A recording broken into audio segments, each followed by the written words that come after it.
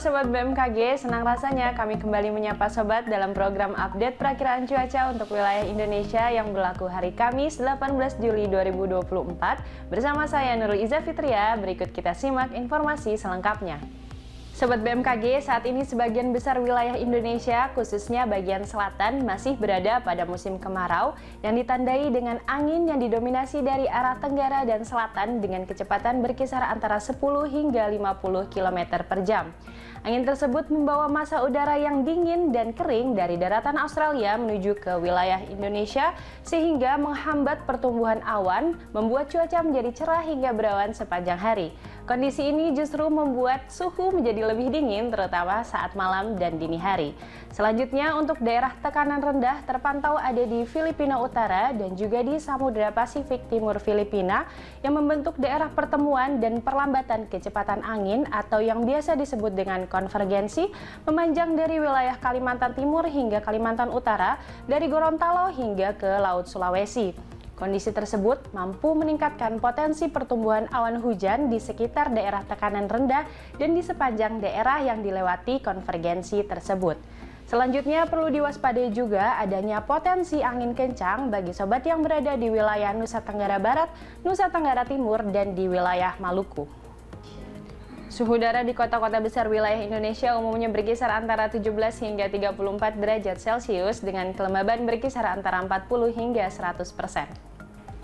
Kita beralih ke perakiraan tinggi gelombang laut di wilayah Indonesia umumnya cukup kondusif berkisar antara 0,5 hingga 2,5 meter, namun perlu diwaspadai adanya gelombang tinggi berkisar antara 2,5 hingga 4 meter yang berada di wilayah Samudra Hindia Selatan Nusa Tenggara Barat hingga Samudra Hindia Selatan Nusa Tenggara Timur.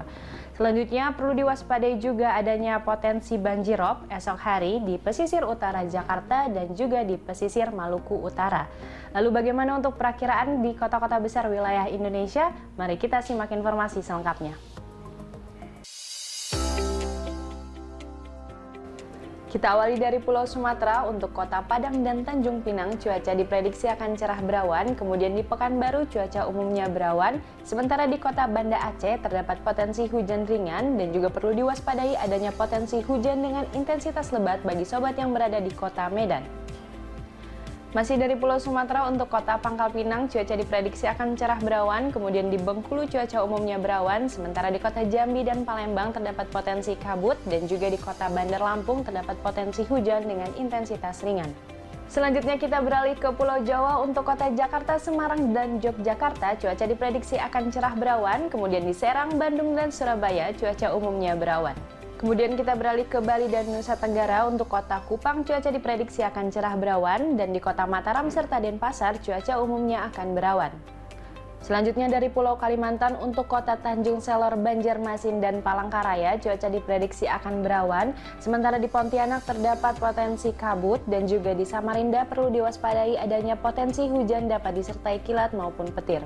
Kemudian kita beralih ke Pulau Sulawesi. Untuk kota Manado dan Gorontalo cuaca diprediksi akan cerah berawan. Selanjutnya di Makassar dan Kendari cuaca umumnya akan berawan. Sementara itu kota Palu dan Mamuju terdapat potensi hujan dengan intensitas ringan. Terakhir dari wilayah Indonesia Timur, untuk kota Ambon dan Manokwari cuaca umumnya berawan. Sementara di kota Ternate dan Jayapura terdapat potensi hujan dengan intensitas ringan. Sobat BMKG, kami mengingatkan bahwa informasi yang kami sampaikan merupakan gambaran cuaca secara umum di masing-masing wilayah. Bagi sobat yang ingin mengetahui informasi cuaca secara khusus yang diperbarui setiap 3 jam di wilayah masing-masing, sobat dapat memantau di aplikasi Info BMKG yang dapat diunduh melalui App Store maupun Play Store. Demikian informasi yang dapat kami sampaikan. Terima kasih atas perhatiannya. Selamat kembali beraktivitas. Salam sehat dan sampai jumpa.